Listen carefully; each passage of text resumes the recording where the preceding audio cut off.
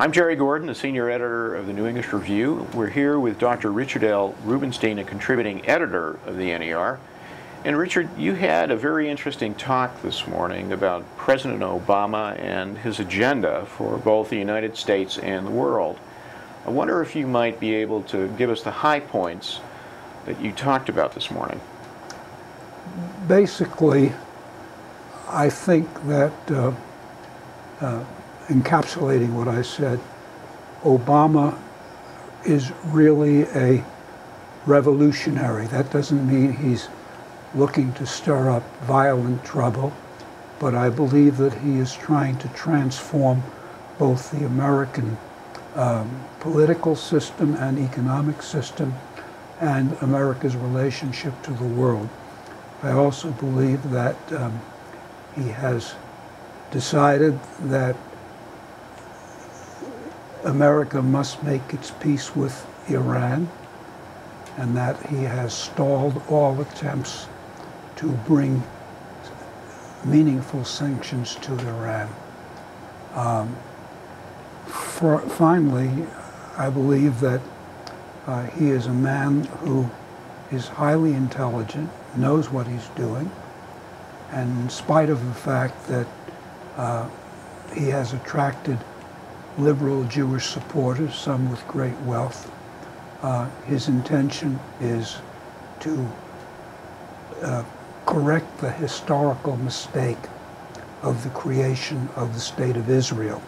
This, by the way, has been a theme that has gone through American diplomacy from the time that the State of Israel was first created in 1947 and 1948, when Secretary of State George Marshall and Dean Acheson, who was later to be Secretary of State, and John McCoy, and a number of other people who have been called wise men, told Truman that it would be a mistake to establish the State of Israel. Marshall threatened that he would resign as Secretary of State if Truman went through with it. Truman nevertheless went through with it, but there has been a tradition in the State Department ever since that this was an historic mistake. Problem is that if you try to correct this mistake, you can only do this by not only destroying the state, but by destroying the people.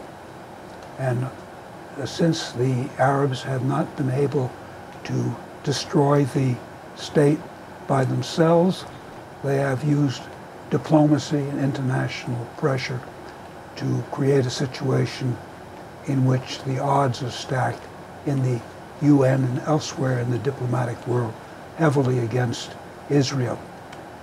Given Obama's background, the fact that his family was, on his father's side, was Muslim, that his sister is a Muslim, that his half-brother is a Muslim, there is no doubt that he heard a great deal about Islam and Israel from them before he took office, and though he was not candid about it at first, he has, by his decisions and his symbolic actions,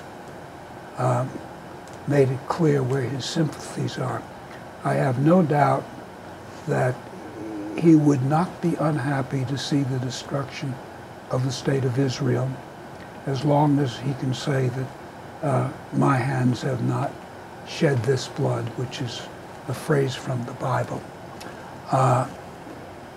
In addition to that, he has a hostility towards Western Europe, especially to England, as characterized by the symbolic action of returning the bust of Winston Churchill to the English, one of his first acts.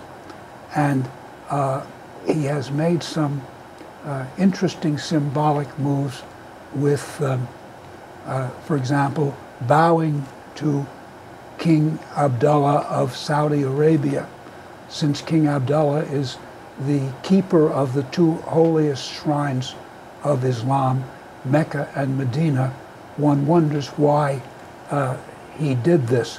But when a head of state, which is what Obama is, makes a symbolic statement like that, you know he's trying to convey a message, and it's not one that we in Western civilization can really accept. Finally, he has talked of a nuclear-free Middle East and a nuclear-free world, and what he intends to do, of course, is, if he can, to disarm Israel's great equalizer.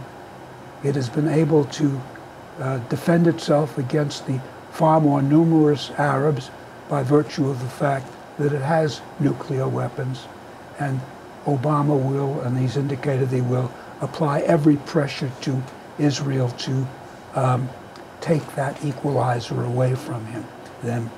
So the way I see it is that this man is a menace to Israel, to Western Europe, and I might add that Western Europe is beginning to have sanctions against Iran, which are far greater and more effective than anything Obama was willing to tolerate, and to the whole of the Western world. He aims for a radical transformation. He is the most radical president America has ever had. Richard, thank you very much. Okay.